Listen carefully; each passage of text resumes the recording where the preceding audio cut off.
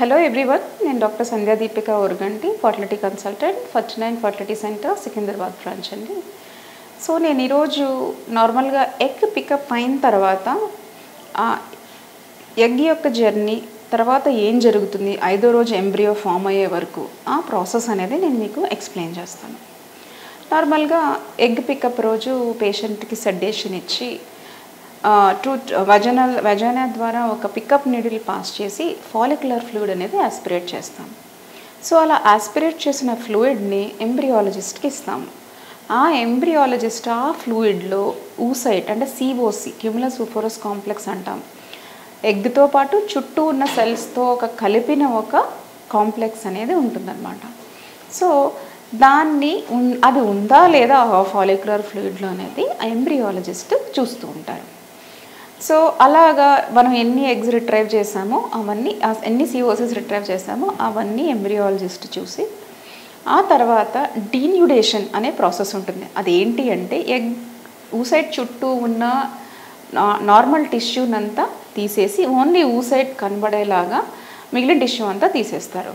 So డీన్యూడేషన్ అనేది చేశాక మనకు ఆ ఎగ్ ఏ రకమైన ఎగ్, మంచి క్వాలిటీ ఎగ్గా అంటే మెచ్యూర్ అవ్వని ఎగ్గా మెచ్యూర్ అయిన ఎగ్గా అన్నది మనకి అర్థమవుతుందన్నమాట.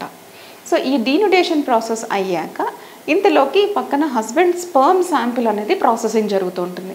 రకరకాల ప్రాసెసింగ్ మెథడ్స్ యూజ్ చేస్తాము డిపెండింగ్ అపాన్ ద పేషెంట్ అనమాట. కొంతమందికి డెన్సిటీ గ్రేడియంట్ అనే టెక్నిక్ వాడతాము, మైక్రోఫ్లూయిడిక్స్ అనే టెక్నిక్ వాడతాము. ఇవన్నీ సెమెన్ ప్రిపరేషన్స్లో వాడతాము. సో అలాగా స్పర్మ్ ప్రిపరేషన్ అనేది సైమల్టేనియస్గా జరుగుతూ ఉంటుంది. సో ఈ డీన్యూడేషన్ అనేది అయ్యాక ఈ స్పర్మ్ని ఎగ్ని కలిపే పద్ధతి జరుగుతుంది. దాన్ని ఇక్సీ పద్ధతి అంటారు. సో ఇది మైక్రో మ్యానిపులేటర్ అనే ఒక మిషన్ ద్వారా చేస్తారనమాట. సో ఎగ్ని స్పర్మ్ని మైక్రోస్కోప్తో చూస్తూ రెండింటిని కలుపుతారు. సో ఇది ఇక్సీ ఇంట్రాసైటోప్లాస్మిక్ స్పర్మ్ ఇంజెక్షన్ అంటాం. సో ఈ పద్ధతి జరిగాక ఈ ఎంబ్రియోస్ అన్నిటిని ఇంక్యుబేటర్లో పెట్టి మన బాడీలో ఎలాంటి టెంపరేచర్ ఎలాంటి గ్యాసెస్ ఉంటాయో అవన్నీ ఇంక్యుబేటర్లో క్రియేట్ చేసి దాన్ని గ్రో చేస్తారు.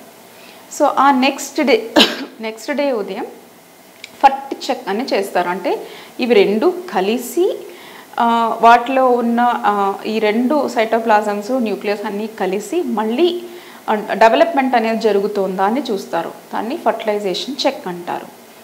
మళ్ళీ 3వ రోజు ఈ ఎంబ్రియో ఎంతవరకు గ్రో అయింది, 8 సెల్ 10 సెల్ దాకా గ్రో అయిందా లేదా అన్నది అబ్జర్వ్ చేస్తారు. నెక్స్ట్ 5వ రోజు వరకు వెళ్ళిందా లేదా, బ్లాస్టోసిస్ట్ స్టేజ్కి వెళ్ళిందా లేదా అని చూస్తామన్నమాట. ఇది ఎగ్ పికప్ నుంచి బ్లాస్టోసిస్ట్ వరకు ఎగ్ది స్పర్మ్ది యొక్క ప్రయాణం. ఈ బ్లాస్టోసిస్ట్ స్టేజ్కి వచ్చాక దాని క్వాలిటీ చూసి గ్రేడ్ చేసి దాన్ని ఫ్రీజింగ్లో పెడతామన్నమాట. Thank you.